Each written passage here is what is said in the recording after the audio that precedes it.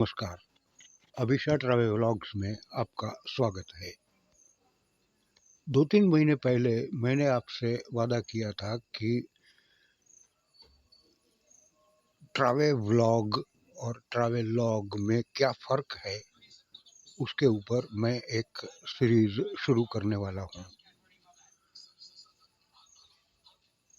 अब मैंने उसे अपने अलग दूसरे चैनल सीनियर्स एन्क्लेव में शुरू किया है। ट्रैवलॉग यानी प्रवास वर्णन, जो कि शब्दों में लिखा जाता है या बोल करके दूसरे को बताया जाता है। शब्दों में किस तरह से व्यक्त किया जाता है, ये आपको इसमें देखने को मिलेगा। मॉरिशस के यात्रा प्रवास वर्णन पर आधारित एक उपन्यास मैंने 1 आध साल पहले लिखा था। उसी का पठन मैं सीनियर्स एन्क्लेव में कर रहा हूँ। अब सोच रहा हूँ कि उसका एक एपिसोड मैं अभिषा पर भी पब्लिश करूं। लीजिए आज पहला एपिसोड। नमस्कार, मैं कुशाग्र बोरा अपने यूट्यूब चैनल सीनियर्स एन्क्लेव में आपका हार्दिक स्वागत करता हूं। जैसा कि कल के मेरे वीडियो में आपने देखा कि हम लोग एक उपन्यास का पठन शुरू करने वाले हैं। तो चलिए शुरू करते हैं उपन्यास रिटर्न टिकट। राधा राधा का लयबद्ध शोर तालियों की तालबद्ध गड़गड़ाहट के साथ समूचे हॉल में गूंज उठा, गूंजता ही रहा अस्खलित।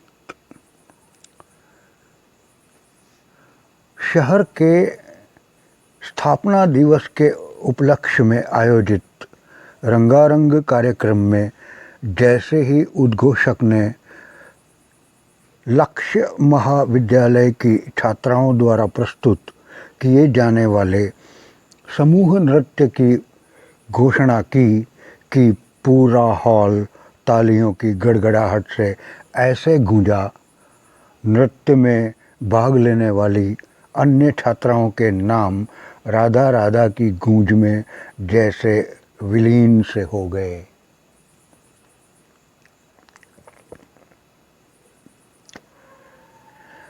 अपने कान में सर सर की फुसफुसाहट सुनकर सेठ सगुन सरवाणी ऐसे हड़बड़ाए जैसे किसी तंद्रा में से जागे हों। उन्हें सहसा एहसास हुआ कि वे बंदरगाह के मुख्य प्रवेश द्वार के बाहर पैसेंजर जेटी और रेलवे स्टेशन की फेंसिंग के बीच बने रंग बिरंगे वंदनवार से सजे पंडाल में एक लाल रंग की कुर्सी पर बैठे हैं। आसपास लोग तालियां बजा रहे हैं।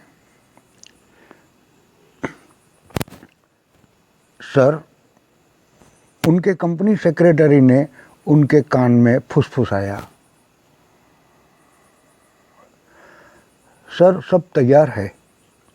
पोर्ट कंट्रोल से भी गो अहेड सिग्नल मिल गया है। अब सिर्फ आपके द्वारा इस रिमोट कंट्रोल का हरा बटन दबाने की सब उत्सुकता से राह देख रहे हैं।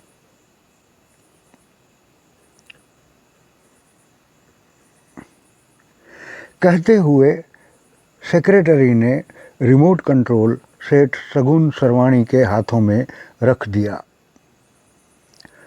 सेठ सगुन सरवाणी ने हसरत भरी निगाहों से रिमोट बटन को देखा तो उन्हें उसमें टीवी स्क्रीन सा दिखा और दिखा अपना ही अक्स।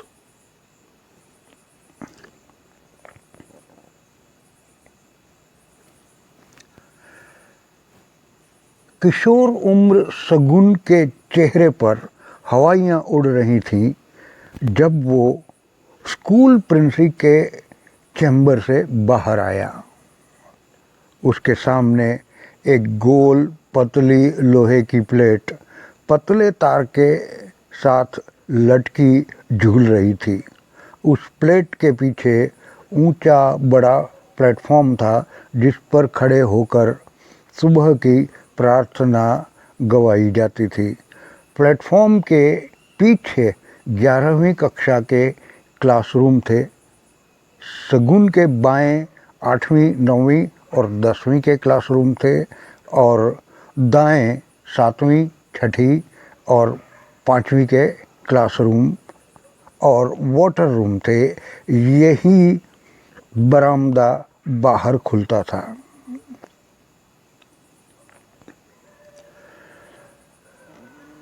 शगुन कुछ सोचे किस तरफ जाऊं, उसका सहपाठी उससे टकरा गया।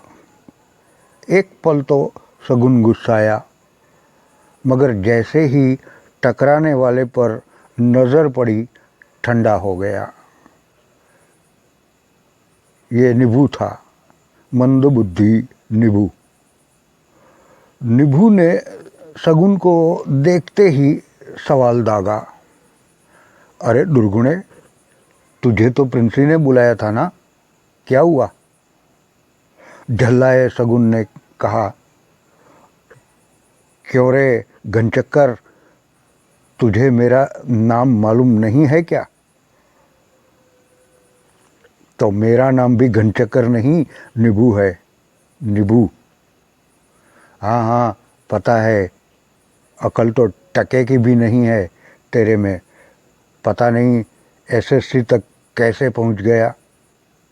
फिर कुछ सोचकर शगुन ने बात बदली, चल ठेले पर गुलाब जामुन खाते हैं। सुनते ही निभू उछल पड़ा, गुलाब जामुन? हाँ हाँ चल, लेकिन वो मेरे पास तो सिर्फ 10 पैसे ही हैं। कोई बात नहीं, तू चल तो।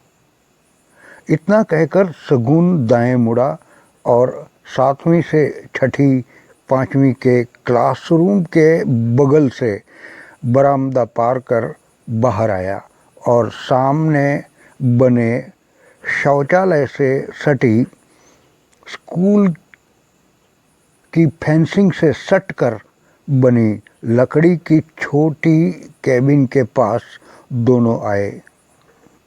शगुन ने 2 गुलाब जामुन लेकर निभू को दिए और बोला, तू आराम से खा। और तू?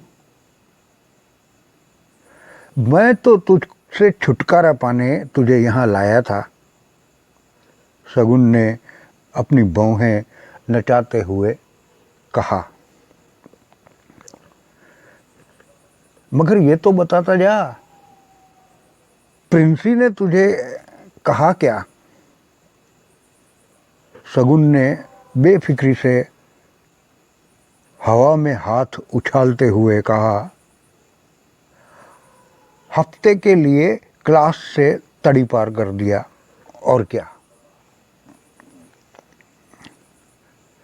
7 जन्म से भूखे किसी बुक्खड़ की तरह पूरा गुलाब जामुन मुंह में ठूंसते हुए निभू के मुंह से सहसा निकला, बेटा दुर्गुण, तू अगर ऐसे ही क्लास की लड़कियों पे फप्तियां कसता रहा तो जिंदगी भर दूध ही बेचता रहेगा बच्चू।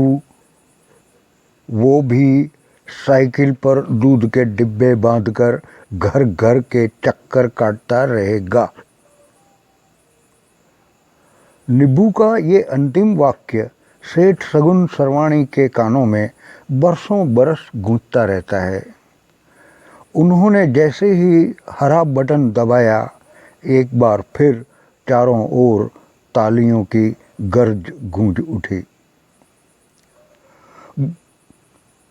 गोदी नंबर 1, जहां सामान्यतः बड़े जलपोत लगाए जाते थे, आज वहां मध्यम क्षमता का एकदम नया जलपोत एमवी यानी कि मरीन वेसल जल नीलम लगा हुआ था।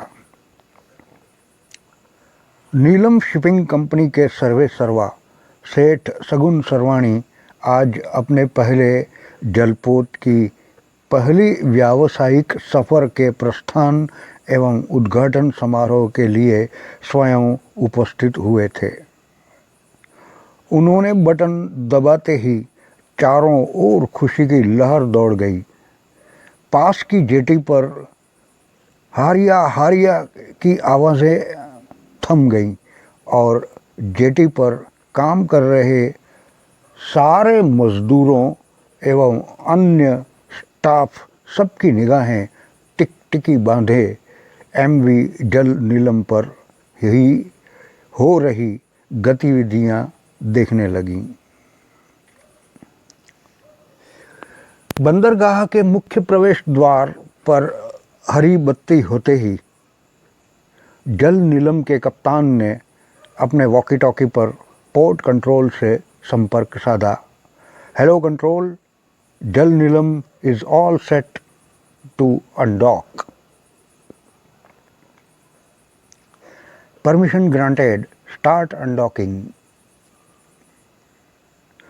Please follow instructions from pilot boat number 1, waiting to guide you till high sea through channel number 1 up to buoy number 1 at the harbor entrance. Any doubt? कप्तान ने जवाब दिया, ओके थैंक यू। जलपोत जल नीलम के कप्तान ने चारों ओर नज़र दौड़ाई, हाथ से इशारा किया। जेटी पर खड़े 2 खलासियों को जेटी मूरिंग पर लिपटे मोटे रस्सों को खोलने के लिए और साथ ही लंगर उठाने का आदेश दिया और स्वयं लोहे की बनी सीढ़ी चढ़कर जहाज के सबसे ऊपरी डेक पर बने नेविगेशन रूम में बड़े से नेविगेशन व्हील पर जा बैठा और चलने की निशानी स्वरूप डिपार्चर हूटर बजा दिया।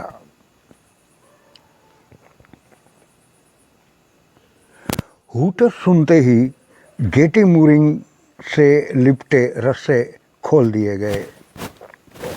जेटी का बंधन छूटते ही जहाज थोड़ा खिसका और एक बार फिर से तालियों की जोरदार गड़गड़ाहट ने वातावरण को हर्षोल्लास से भर दिया।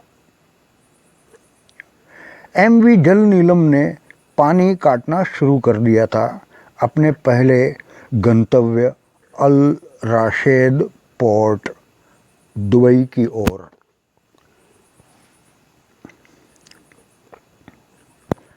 सेठ सगुन सरवाणी के चेहरे पर प्रसन्नता स्पष्ट झलक रही थी। आज उन्होंने जहाजरानी उद्योग का एक और पड़ाव जो हासिल कर लिया था। जलपोत एमवी जल नीलम को अपनी आंखों से ओझल होते हुए देख रहे सेठ सगुन सरवाणी का ध्यान एक नारी स्वर ने भंग किया। अपना सिर घुमाकर देखा, उसकी पर्सनल सेक्रेटरी मिस राधा अपने हाथ में फड़फड़ाते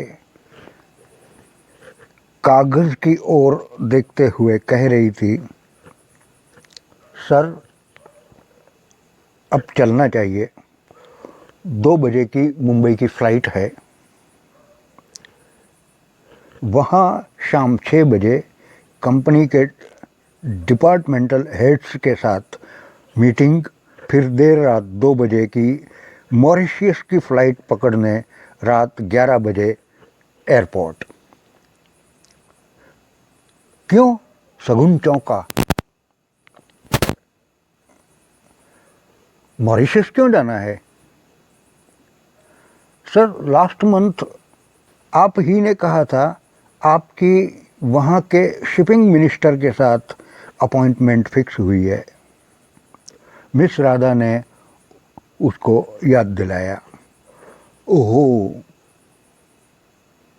अपने बचे खुचे 2-4 बाल वाले सिर पर हथेली फेरते हुए शगुन बोला, चलो फिर, और उस फर्नांडिस को बोल दो यहाँ का बाकी काम वो संभाल ले और रात 8 बजे मुझे रिपोर्ट करे।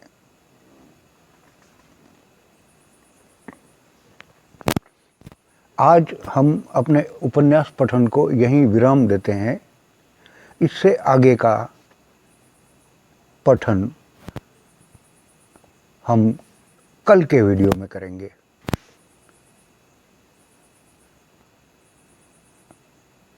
नमस्ते।